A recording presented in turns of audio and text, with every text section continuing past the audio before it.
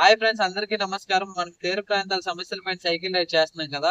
So Donkuru నుంచి నిన్న కలిగిపట్నం వరకు అయితే కంప్లీట్ అయింది. ప్రెజెంట్ అయితే నేను ఇస్కల్పాలెంలో ఉన్నాను. ఇస్కల్పాలెంలో ఏ సమస్యలు ఉన్నాయో ఒకసారి ఆ మత్స్యకారులు అడిగి తెలుసుకుందాం.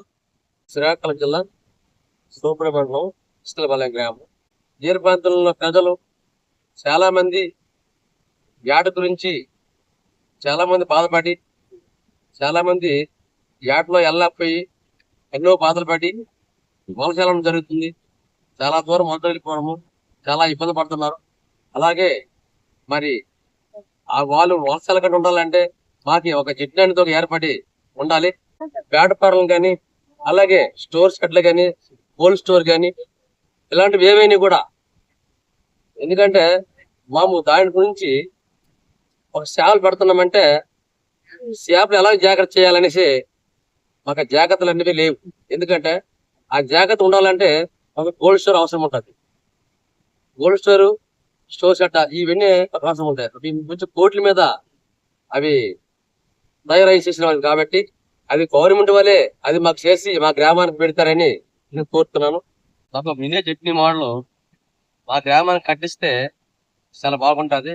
ఎందుకంటే మేము ఫిషింగ్ వెళ్ళేటప్పుడు చాలా సార్లు బోట్లు తిరగబడపడము, బ్యాన్ నష్టం జరగడము, చాలా ఇబ్బందులు పడుతున్నాము.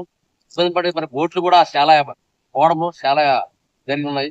దయచేసి మాకు ఆ బ్యాన్ నష్టం జరగకుండా చూడాలంటే గవర్నమెంట్ వాళ్ళు దయచేసి జట్ని కట్టి తీరాలనేసి నేను కోరుతున్నాను. మాది మత్స్యకారులకి చాలా మందికి ఈ మత్స్యకార భరోసా అనేది చాలా ఇబ్బంది పడుతున్నారు. ఎందుకంటే రేషన్ కార్డుకు 5 ఉండొచ్చు, 4 ఉండొచ్చు, కుటుంబంలో 2 ఉండొచ్చు, 3 ఉండొచ్చు.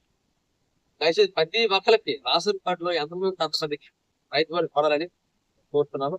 దయచేసి ఎందుకంటే మా బోట్లు ఒక్కో బోటు వేల ఎంత పడుతుందంటే 30 లక్షల నుంచి 40 లక్షల వరకు పడుతుంది బోటు వల్ల అనికలి.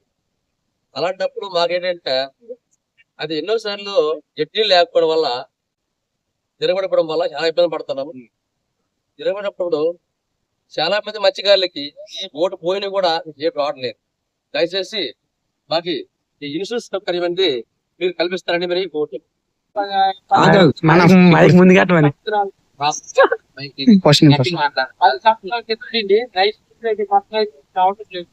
ఏమంటున్నారంటే మా కొత్త బోట్లు కట్టుకున్న వాళ్ళకి లైసెన్స్ అనమాట అవ్వట్లేదు అనమాట. దగ్గర దగ్గర ఒక 9-10 సంవత్సరాల నుంచి అని చెప్తున్నారు. సో గవర్నమెంట్ దీన్ని కూడా మీ దృష్టిలో పెట్టుకొని కొత్త లైసెన్స్ కూడా ఏర్పాటు చేస్తారని మిమ్మల్ని అందరినీ కోరుతున్నాను. ఫ్రెండ్స్, ఇప్పుడు చూసారు కదా, ఇస్కల్పాలెం గ్రామం మత్స్యకారులు అయితే వాళ్ళ సమస్యలు చెప్పారు.